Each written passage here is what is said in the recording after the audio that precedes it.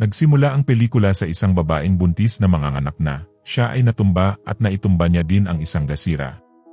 Sunod ang eksena ay lumipat sa isang lalaki na may pangalang Ter na nagrereklamo na matagal na daw ang gira pero wala pa daw dumadating sa kanilang tulong, madami na daw ang namamatay at napapalibutan na daw sila ng mga kalaban. Pag nagpatuloy daw ito siguradong matatalo sila. Pero bigla na lang siyang sinapok ni Fuak at sinabi niyang ang drama niya daw. Sunod may bigla na lang pumasok na mga sundalo at dala-dala nila si Mac. Tinanong niya ang doktor kung gaano daw kasama ang sugat niya at sinabi naman ng doktor na napilay lang daw siya. Pero si Mac ay umiyak pa rin ng malakas at sinita naman siya ni Fuak. Tinanong ni Mac kung makakauwi pa daw ba siya sa kanila, ang asawa niya daw ay buntis at baka nanganak na. Sinabi naman ni Fuak na wag daw silang sumuko. Tulad daw ni King Leonidas, sila daw ay lumaban sa libo-libong mga kalaban.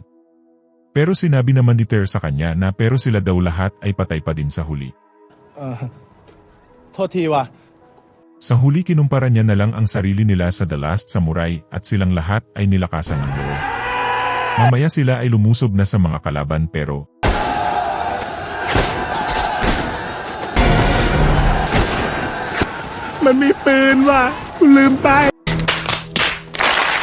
Pero sila ay tumangging mamatay at sunod ang digmaan ay natapos na at umuwi na sila. Sila ay bumiyahe kung saan sinabi ni Mac na masakit pa daw ang sugat niya. At mamaya sila ay dumating na sa Frakhanong, ang bayan ni Mac kung saan napansin nila na wala masyadong tao na makikita sa labas. Mamayang gabi, dumating na sila sa bahay ni Mac kung saan sinalubong sila ni Nak ang asawa ni Mac. Sila ay nagyakap at na-miss daw nila ang isa't isa. Nakita din ni Mac ang anak niya kung saan binigay daw ni Nak ang paboritong pangalan ni Mac at ito ay Dang na ikinagulat naman ng mga kasama niya. At sinabi din ni Puak na mas maganda pa daw ang pangalan ng katulong nila. Gago! Sunod pinakilala na ni Mac ang asawa niya sa mga kaibigan niya at tinanong niya sila kung ano na daw ang gagawin nila. Sinabi ni Ter na gabi na daw kaya bukas na daw sila bebiyahe pero sinabi naman ni Mac na bakit isang gabi lang pwede daw sila manatili hanggang gusto nila. Itinuro niya sa kanila ang kabilang bahay na bakante na daw simula nang mamatay na ang auntie niya. Mamaya, habang sila ay nag-uusap sinabi ni Mac kay Nak na isa daw siyang masamang sundalo dahil sa gitna ng digmaan daw ay hindi niya man lang daw naiisip ang bansa nila at si Nak lamang daw ang naiisip niya palagi. Sinabi naman ni Nak sa kanya na araw-araw daw siyang naghihintay sa pier na dumating siya. Sunod pinangako sa kanya ni Mac na andito na daw siya at hindi na daw siya alis pa. Mamaya si Mac ay natakot sa mga aliptap-tap na umiikot malapit sa kanila at nilabas niya ang agimat niya na panangga niya daw sa multo at sinabihan naman siya ni Nak na itago niya muna daw ito dahil marami pa daw dugo at lilinisan niya muna daw ito. Sa umaga ginising ni Mac ang mga kaibigan niya at nakita nila ang isang bangka na dumaan na puno ng bangkay ng mga sundalo. Sinabi ng lalaki na puno na daw ang sementeryo kaya ibabalik niya daw sila sa mga pamilya nila.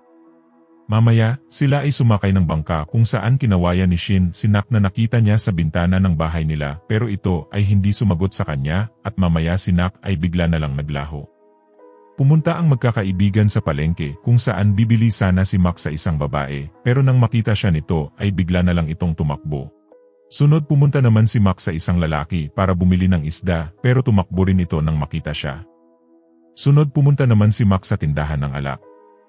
Ang babae ay halatang lasing at tinanong siya ni Mac kung pwede daw siyang mag-apply ng trabaho pero sinabi niya sa kanya na marami na daw siyang trabahador. Mamaya nang makilala ng babae si Mac ay bigla na lang nitong sinabi na ang asawa niya daw ay isang multo at kung gusto niya daw itong patunayan subukan niya daw tingnan siya sa pagitan ng binti niya habang nakatuwad. Pero bago pa matapos ng babae ang sasabihin niya ay pinigilan siya ng anak niya. Sinabi ng anak kina Mac na lasing lang daw ang nanay niya kaya kung ano-ano lang daw ang pinagsasabi niya at humingi siya ng tawad bago sila pumasok sa loob ng bahay. Si Mac ay walang ideya pero si Shin ay nagdududa na. Sa gabi habang ang mga kaibigan ni Mac ay nag-iinuman pinag-usapan nila kung ano daw ang ibig sabihin ng sinabi ng matanda. Bakit daw kailangan nilang tumingin sa pagitan ng mga binti nila at sinabi naman ni Shin na sinabi daw sa kanya ng nanay niya noon na pag tumingin daw sila sa pagitan ng binti nila ay malalaman daw nila kung multo ang isang tao.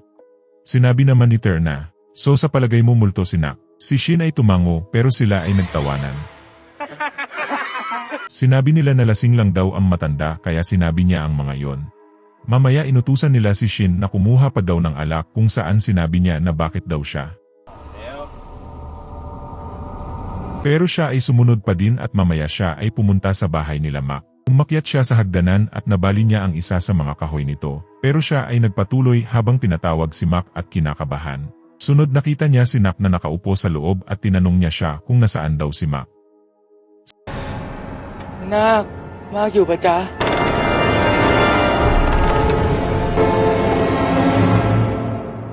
Sinabi naman ni Nak na tulog na daw si Mac at pinapasok niya siya. Pero nang tanungin ni Shin kung nasaan daw si Dang ay may bigla na lang na tumulo na dugo sa binti ni Nak at tinanong siya ni Shin kung wala ba daw siyang suot na napkin. Pero bigla na lang dumami ang tulo ng dugo at si Shin ay natakot at bigla na lang nagising. Lumalabas na siya pala ay nananaginip lang. Tinanong siya ng mga kaibigan niya kung anong problema at nagpasampal siya sa kanila para malaman kung gising na talaga siya. Mamaya inutusan ulit nila siya na kumuha daw ng alak na kinatakot ni Shin dahil parang naulit lang daw ang nangyari kanina. Sinabihan naman siya ni Puak na bakit daw siya matatakot kung makita niya daw si Nak na isang multo ay halikan niya na lang daw siya. Gago! Sa huli, si Shin ay napilitan pa rin sumunod sa kanila at pumunta ulit siya sa bahay ni Mac. Umakyat ulit siya sa hagdanan pero sa pagkakataon na ito, iniwasan niya na ang mababalisa ng kahoy. ไม่ได้แอมกูล็อก Pero ang sunod na kahoy naman ang nabali at siya ay nahulog sa hagdanan.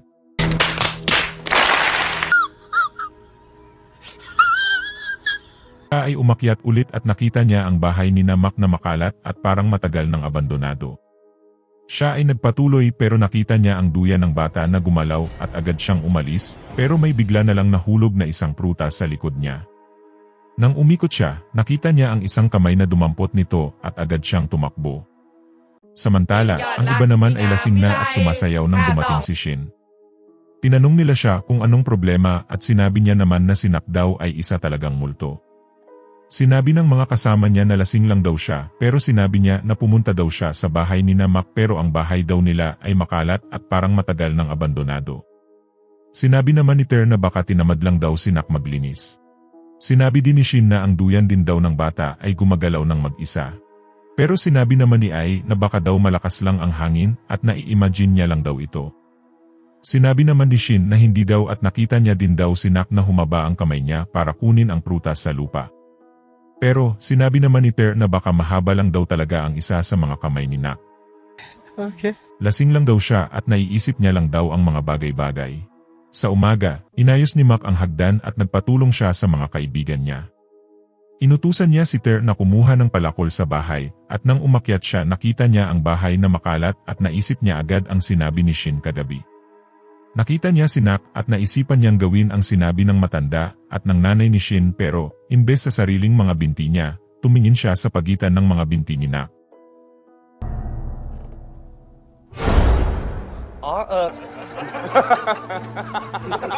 Sunod pinuntahan niya si Shin at sinabi niya sa kanya na tumingin daw siya sa pagitan ng mga binti niya at wala daw siyang nakita kaya hindi daw totoo ang mga sinasabi niya.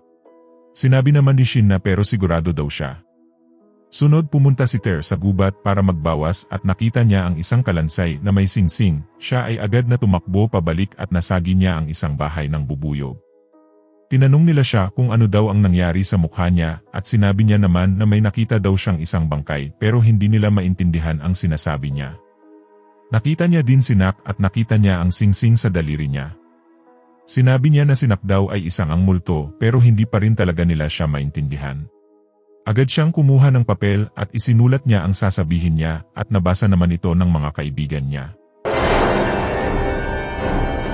Mamaya ay bigla na lang dumating si Mac at tinanong niya kung ano daw nangyari sa mukha ni Ter at kung ano daw ang papel na hawak nila.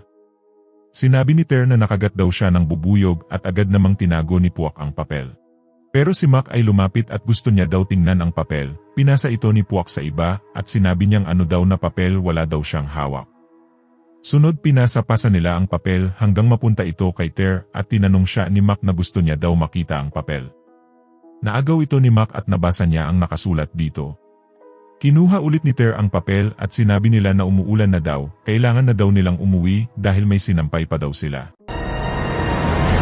Pagbalik sa tirahan nila, agad silang nag-impaki at tinanong nila si Ter kung sigurado ba talaga daw ba siya. Sinabi naman niya na oo daw, nakita niya daw ang singsing na pareho sa kamay ni Nak. Pero tinanong naman siya ni Shin kung bakit daw nung tumingin siya sa pagitan ng mga binti niya ay wala siyang nakita. Sinabi naman ni Ter na hindi niya daw alam kung bakit wala, ang nakita niya lamang daw sa pagitan ng binti ni Nak ay ang ano niya. Sinabi naman ni Shin na tanga daw siya, dapat daw sa sariling binti niya siya tumingin. Sunod nakita nila si Mac sa bintana na kinausap niya si Nak. Pero sila ay nagulat nang parang wala namang problema sa kanila. Nang tiningnan nila ulit ang papel, wrong spelling daw pala ang nakasulat. Sunod nagpatuloy na sila mag-empaki pero sinabi ni Ter na hindi niya daw pwedeng iwanan si Mac, hindi daw nila pwedeng iwanan si Mac kasama ang isang multo. Sa gabi, pinuntahan ni Ter at Shin si Mac para sabihin na sa kanya ang katotohanan. Samantala dumating naman ang isang lalaki sa tinitirhan nila kung saan nakausap ito ni Puak at Ay. Sinabi ng lalaki na pinatay daw ni Nak ang nanay niya pagkatapos sabihin kay Mac na multo si Nak sa palengke nung isang araw. Pagkatapos ng ilang sandali, sasabihin na sana ni Ter kay Mac ang totoo pero pinigilan sila ni Puak at Ay. Binulong nila sa kanila ang nangyari at hindi na nila sinabi ang totoo. Sinabi na lang nila na gusto lang daw nilang sabihin na sobrang ganda daw ng asawa niya na si Nak at babalik na daw sila. Pero sinabihan sila ni Nak na manatili muna daw sila para kumain. Sila ay kakain na sana pero ang mga pagkain nila ay puro dahon at mga uod. Sinabi nila na busog pa daw sila pero tinitigan sila ni Nak kaya sa huli, kumain pa rin sila kahit na napipilitan. Nauna si Ter at sinabi niya na masarap daw. Kongkong, tayo umami. Gago! Sumunod si Puak at Ay pagkatapos niya. Kodong blur ba niya? At sa huli si Shin naman ang pinakain nila at binigay sa kanya ni Puak ang platong may uod. Sinabi ni Mac na ito daw ang signature dish ni Nak kaya napilitan din si Shin na kainin ito.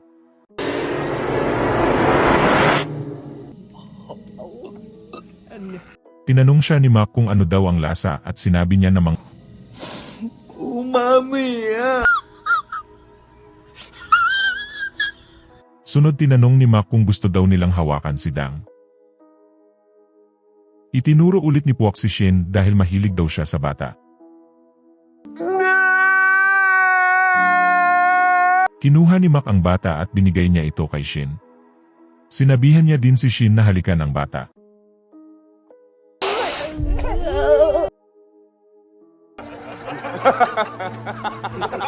Sunod, naglaro sila ng charades. Si Shin ang nauna at nahulaan ito ni Ai.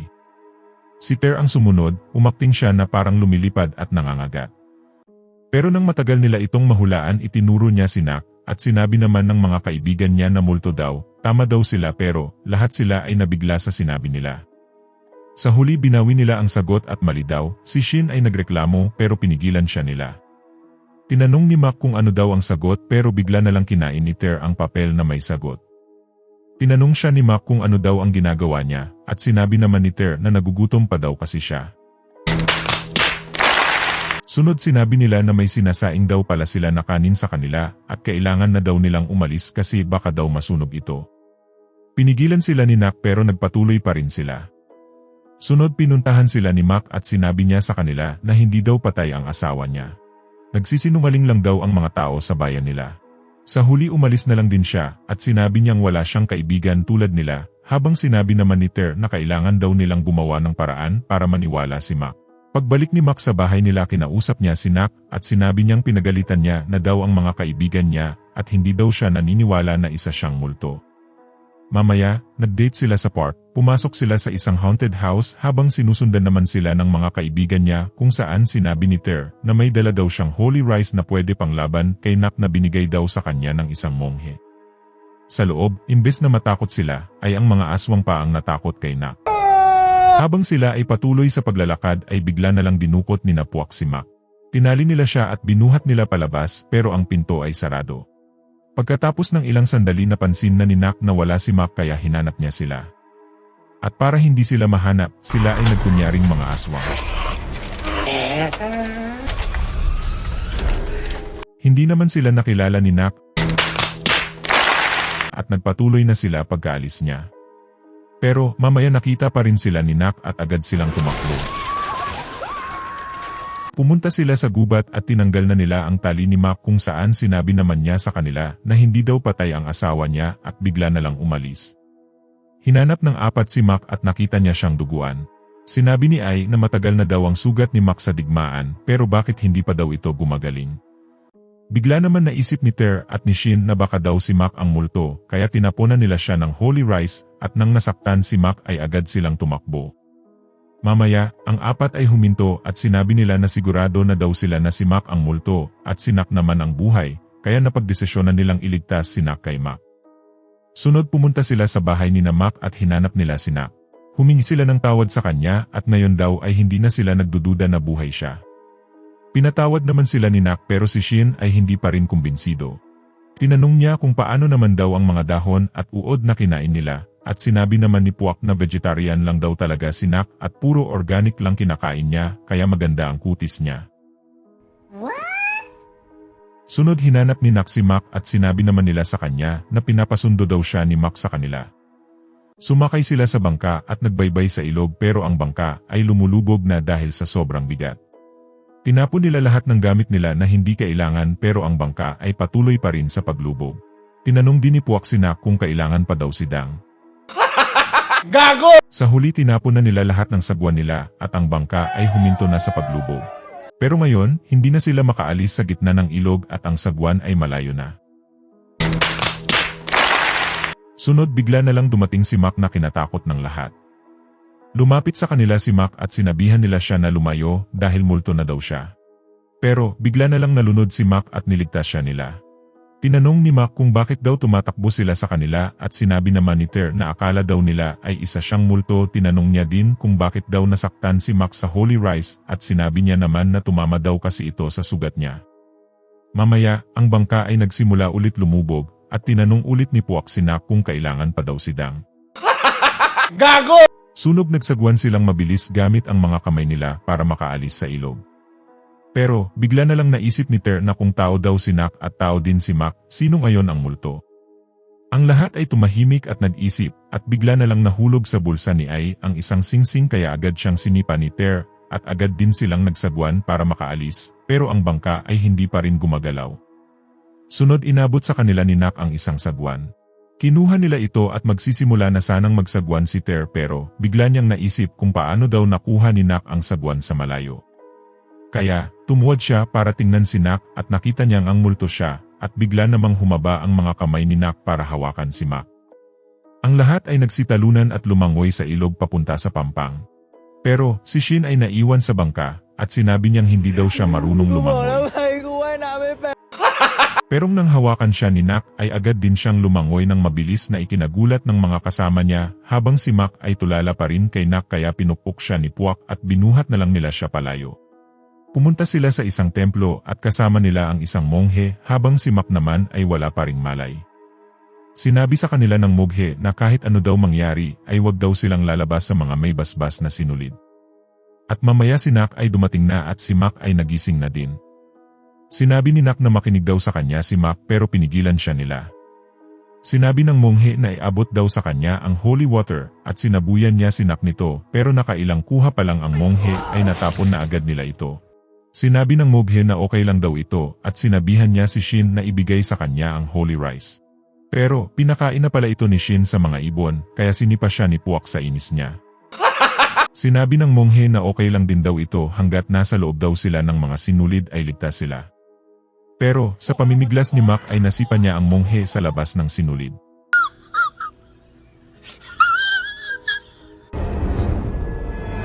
Sunod na matay ang mga ilaw at pagbalik nito nagkabuhol-buhol na sila sa sinulid.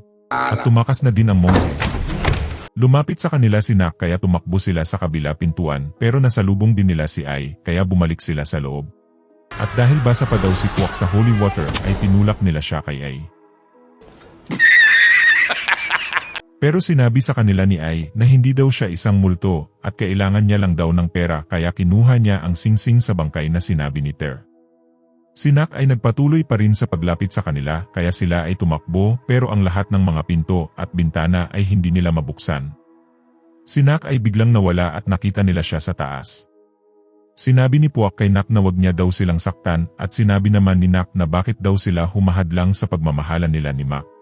Sinabi naman ni Ter dahil siya daw ay isang multo at pinatay niya daw ang matanda sa tindahan pero sinabi ni Nak na hindi niya daw siya pinatay, siya daw ay lasing at nalunod sa ilog. Sinabi ni Nak na gusto niya lang daw makasama ang mahal niya, bakit daw sila humahadlang. Pero sinabi nila na hindi daw ito pagmamahal kundi makasarili lang daw siya. Dapat pumunta na daw siya sa pupuntahan niya at iwanan niya na si Mac. Patay na daw siya at hindi niya pwede makasama si Mac. Si Nak ay umiyak at sinabi niyang kung hindi niya daw pwedeng makasama si Mac sa mundong ito, ay dapat sumama na lang sa kanya si Mac. Inabot niya ang mga kamay niya kay Mac at humaba ito. Umiyak din si Mac at pinunasan ni Nak ang luha niya. Sinabi niya sa kanya kung takot din ba daw siya sa kanya at nagsorry siya kung nasaktan niya siya. Hindi niya daw kayang mabuhay ng siya lang at sinabihan niya si Mac na wag nang umiyak. Humingi din siya ng tawad sa pagsisinungaling niya sa kanya. Gusto niya lang daw makasama siya ng matagal hanggat pwede. Gusto niya daw mangako sa kanya si Mac na kung mawala na daw siya ay magpapatuloy pa rin siya mamuhay. Sinabi naman ni Mac kay Nak na hindi niya daw kailangan humingi ng tawad. Hindi daw siya nagsinungaling sa kanya dahil hindi naman daw siya tanga para hindi malaman na patay na ang asawa niya. Lumalabas na alam na pala ni Mac ang totoo dahil tiningnan niya na dati si Nak sa pagitan ng mga binti niya at hinukay niya na din ang bangkay niya.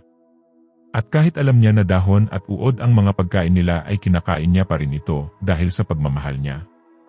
Nalaman niya daw lahat ito pagkatapos nilang maglaro ng charades at kahit daw iwasan siya ng ibang tao at kahit pa mga dahon ang kainin niya araw-araw ay gusto niya pa rin daw makasama siya.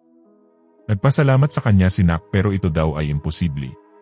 Tinanong naman ni Nak kung bakit hindi pwede at sinabi naman ni Nak na dahil daw siya ay patay na at ang buhay daw at patay ay hindi pwedeng magsama. Sinabi naman ni Mac na bakit naman daw ganun, noong nasa digmaan daw siya ay dapat mamamatay na daw siya noon pero pinilit niya pa din mabuhay para lang makita siya. At ganun din daw si Nak kahit namatay na siya ay pilinit niya pa rin daw bumalik para sa kanya. Kaya bakit daw mali na kaya nilang magmahalan ng ganito sa isa't isa? Tinanong ni Nak si Mac kung hindi ba daw siya natatakot sa multo at sinabi naman ni Mac na alam niya daw na takot siya sa multo pero mas takot daw siya na mabuhay na hindi siya kasama. Sa huli, si Mac at Nak ay nagsama pa rin ng normal na parang walang nangyari. Maraming salamat sa panunood. Like and subscribe my channel for more videos.